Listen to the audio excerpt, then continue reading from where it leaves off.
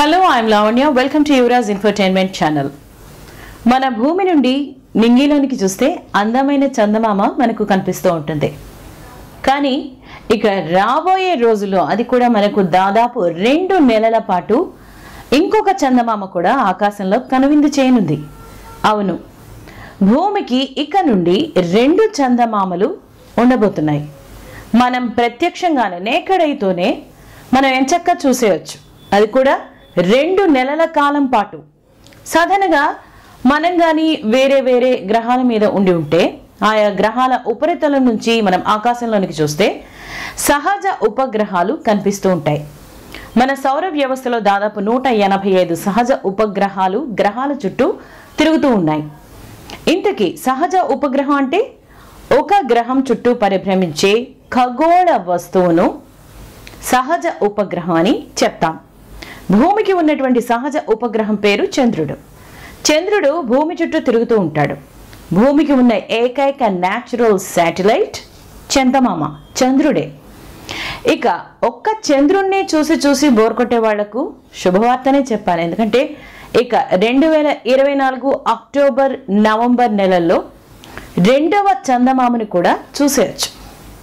ఎందుకంటే 2 నెలల పాటు ఇంకొక మినీ మూన్ భూమికి దగ్గరగా రాబోతోంది. కాబట్టి ఇక నుంచి 2 నెలల పాటు భూమి నుంచి 2 చందమామలను ఎంచక్కా చూడొచ్చు.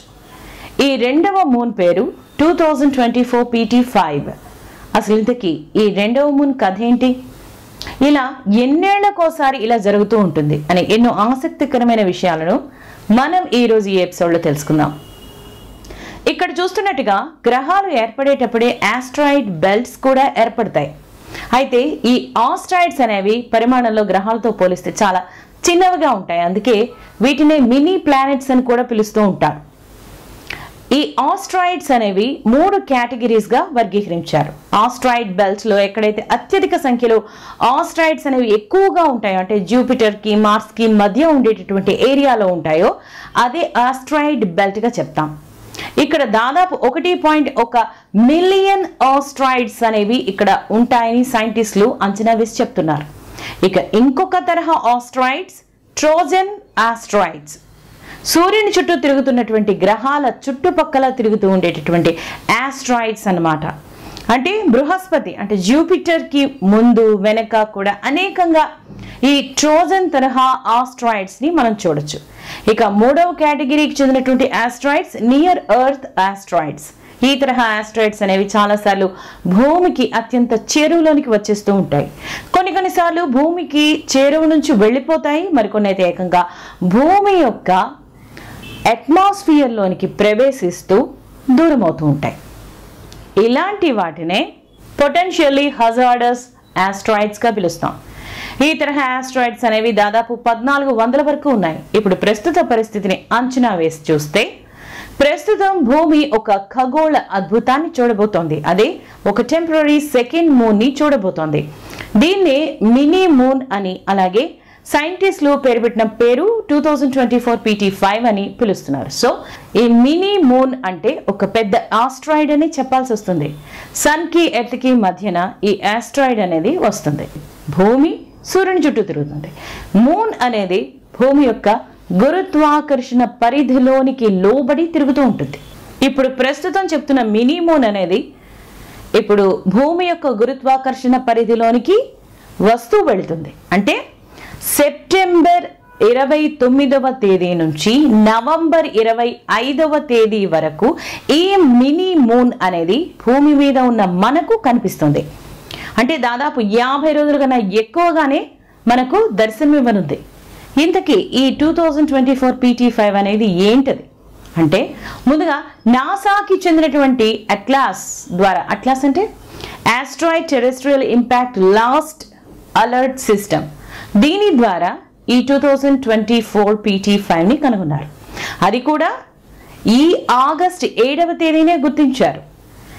ఈ అట్లాస్ అనేది భూమికి సమీపంలో వస్తున్నటువంటి రకరకాల గ్రహ శకలాలను గుర్తించి వీటి ద్వారా భూమికి ఏమైనా ప్రమాదం ఉందా లేదా, ఉంటే ఎటువంటి ప్రమాదం ఉంటుంది, ఎలాంటి చర్యలను తీసుకోవచ్చు అనేటటువంటిదే ఈ మిషన్ మీద పనిచేస్తూ ఉంటుంది. అయితే ఈ అట్లాస్ వెల్లడించినటువంటి రిపోర్ట్ ప్రకారం భూమి పరిధిలోనికి ఈ దూసుకొస్తున్నటువంటి ఈ ఆస్ట్రాయిడ్ అనేది దాదాపు 10 మీటర్స్ డయామీటర్ పరిమాణంలో ఉంటుంది. పొరపాటున ఈ గ్రహ శకలం భూమి మీద కానీ పడితే ఒకప్పుడు డైనోసార్స్ అంతరించినట్టుగా ఇప్పుడు మానవ జాతి మొత్తం ప్రమాదంలో పడే అవకాశం ఉంది.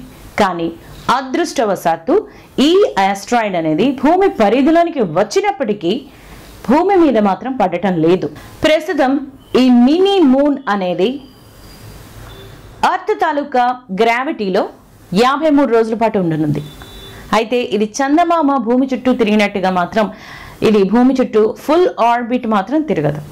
ఇది గుర్రపునాడ ఆకారంలో కొంత పరిధిలో మాత్రమే తిరుగుతుంది. ఇలా హార్స్ షూ మాదిరి ప్యాత్లో ప్రయాణం చేస్తూ ఉంటుంది. అయితే ప్రస్తుతం ఖగోళ శాస్త్రజ్ఞులు ఏం చెప్తున్నారంటే ఈ ఆస్ట్రాయిడ్ సైజ్ కానీ స్పీడ్ కానీ ట్రాజెక్టరీ కానీ టెంపరీగా ఈ భూ పరిధిలోనికి వచ్చి వెళ్ళటానికి తగిన ఐడియల్ పరిస్థితులు ఉన్నాయని చెప్తున్నారు. దీన్నే టెంపరీలీ క్యాప్చర్డ్ ఫ్లై బైగా సైంటిస్టులు చెప్తున్నారు. ఇంతకీ 2024 PT5 తాలూకా ఆరిజిన్ ఎలా అయింది అంటే సైంటిస్టుల ప్రకారం ఇది సౌర వ్యవస్థలో ఉన్నటువంటి ఒక ఆస్ట్రాయిడ్ సమూహం. ఇది అర్జున ఆస్ట్రాయిడ్ గ్రూప్ కి చెందినదిగా చెప్తున్నారు. యాక్చువల్గా ఈ ఆస్ట్రాయిడ్ బెల్ట్ లో ఉన్నటువంటి ఆస్ట్రాయిడ్ గుంపులను ఒక్కొక్క దానికి ఒక్కొక్క పేరు పెట్టారు. ఈ ఒక గుంపుకి పెట్టిన పేరు అర్జున ఆస్ట్రాయిడ్ అనేది. ఇది మొట్టమొదటిసారిగా 1991లో కనుగొన్నారు. అయితే ఇవి ఖగోళంలో ఎలా పడితే అలా వెళ్ళే రాళ్ళు లాంటి అంటే డెబ్రీస్ కావు. ఇవి ఒక కక్షలోని సూర్యుని చుట్టూ పరిభ్రమిస్తూ ఉంటాయి. ఇవి భూమికి దగ్గరగా రావటం అనేది ఇదేమి ఇప్పటికీ మొదటిసారి అయితే ఏం కాదు. ఇలాంటివి అనేక సార్లు భూమికి దగ్గరగా వచ్చి వెళ్ళిపోతూ ఉంటాయి. అలాంటిదే 2006వ సంవత్సరంలో కూడా 1 సంవత్సరం పాటు ఇలాగే ఎర్త్ గ్రావిటేషనల్ ఆర్బిట్ పరిధిలోనికి ఒక ఆస్ట్రాయిడ్ తిరిగింది. అయితే అది చాలా చిన్న పరిమాణంలో ఉండటం వల్ల అంతగా నేకెడ్ ఐతో చూడటం కుదరలేదు. ఇప్పుడు ప్రస్తుతం 2024 PT5 అనేది కూడా 2022లో వచ్చినటువంటి NX1 తరహాలోనిదే. ఇప్పుడు ప్రస్తుతం మినీ మూన్గా చెబుతున్న ఈ 2024 PT5 అనేది ఇప్పుడు 2024లో వచ్చింది. మళ్ళీ దీన్ని 2051లో కూడా చూడొచ్చు. 2051 సంవత్సరంలో కూడా ఈ ఆస్ట్రాయిడ్ అనేది మన భూమికి దగ్గరగా వస్తుంది. అప్పుడు మనం మళ్ళీ ఈ మినీ మూన్ని చూడొచ్చు. సో ఇంకెందుకు ఆలస్యం, మినీ మూన్ని చూడటానికి సిద్ధంగా ఉండండి. మీకు ఈ ఎపిసోడ్ నచ్చితే మీ ఫ్రెండ్స్కి చెప్పండి. యువరాజ్ ఇన్ఫర్టైన్మెంట్ ఛానల్ని సబ్స్క్రైబ్ చేయండి, లైక్ చేయండి, షేర్ చేయండి. And thank you for watching.